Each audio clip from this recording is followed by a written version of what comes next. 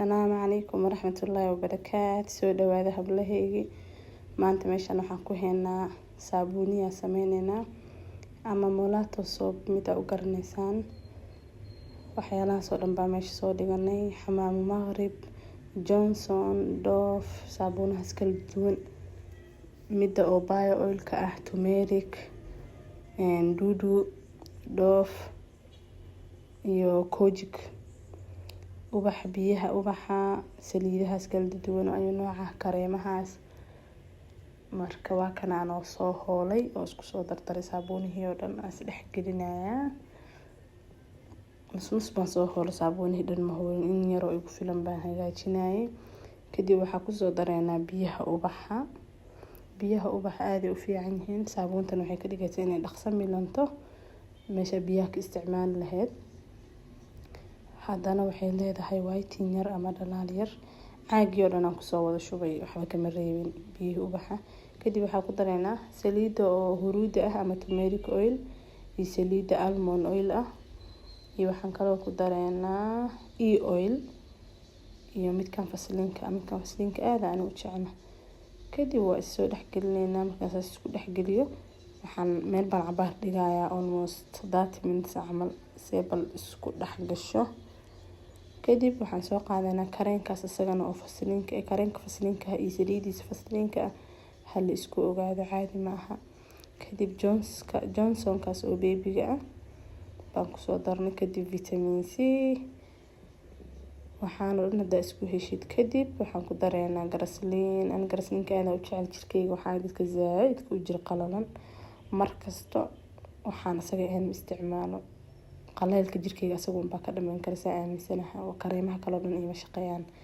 I don't know why kadib xamaam maghrib ku dareena 2 qaade kadib waxa kale ku soo daray biyo kulul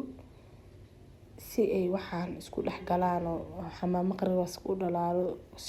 u dhalaalo kareemaha wax dhan isku dhex galaan meel baan cabaar dhigaya marka hadaayay markii aan isku dardaray oo saliidaha ku daray 30 daqiiqo meel dhiga Soomaaliya hadana 30 daqiiqo kala meel dhigaya markaan kareemihii ku daray si ayagana wixii isugu dhex milmaan oo isku dhex galaan markay is dhex galaan mashiinta soo qaadanaysa mashiintan ku shiiday maadaama aan degdeg qabay laakiin hadaan mashiin heli karin qaadada si fiican isku dhex gelin kartaa aad isku dhex geliya dad waqti gelisid marka si fiican isugu shiido waxaan ku faarahan hadaad hagaajisatid oo isbuuci hal mar ku qabeysatid maasha Allah tabarakallah waa lagu yaabaa baan ku ani ilaahay amarkii kama helo maxaa la dhahayo saabuuniyadkan ama molato soapkan oo meelaha lagu gado kama helo maxaa iga dhacsan saan isugu hagarbaxay ma ka hagaajisanaay in la igu hagarbixin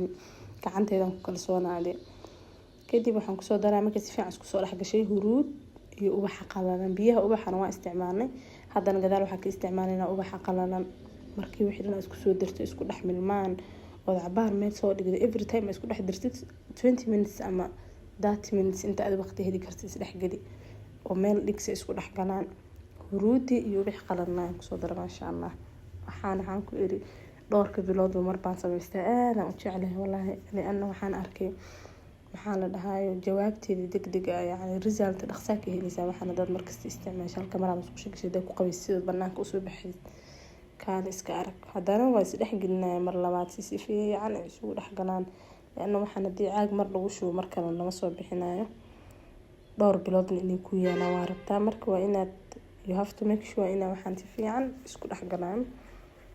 oo si fiican u shiido ani bahashan iyo hadaa isku helo huruudaha isku hagaajiyo huruudaha mar baan soo gelin doonaa waxaan ku wax kale wallahi ma baahanays markaasaan diyaar u noqoto hada waa diyaar wax u dhiman malaha dabka waa ka soo degnay waxaa la sameynayaa caag loogu talagalay jiro rabina ku subta caag weyn caagaas marka aniga wuxuu yahayaa almost bil iyo bar 2 bilood markastaan sidoo firaaqo waa haysaa waan ku shubtaa waa kana afaari ayagoo soo dhex galay oo kaaliska arag ah maasha Allah tabarakallah caagiyaan ku shubayaa gacanna waan ku duubayaa gacanna telefoonka ku haya gacanna caagiga wax ugu shubayaa dad si fiican ugu shubi lahayd marka soo dhawaada hablaheygii oo kuwana afaari ayagoo soo diyaarsan marka share like comment kan nagula dadaalo si dhiirigelin bay noo noqonaysaa anagana si aan markasto waxyaalo kale usoo gudbino. marka soo dhawaada waa inuu kulan dambo biidhnillaahi kariim. assalaamu calaykum waraxmatullaah wabarakaatu.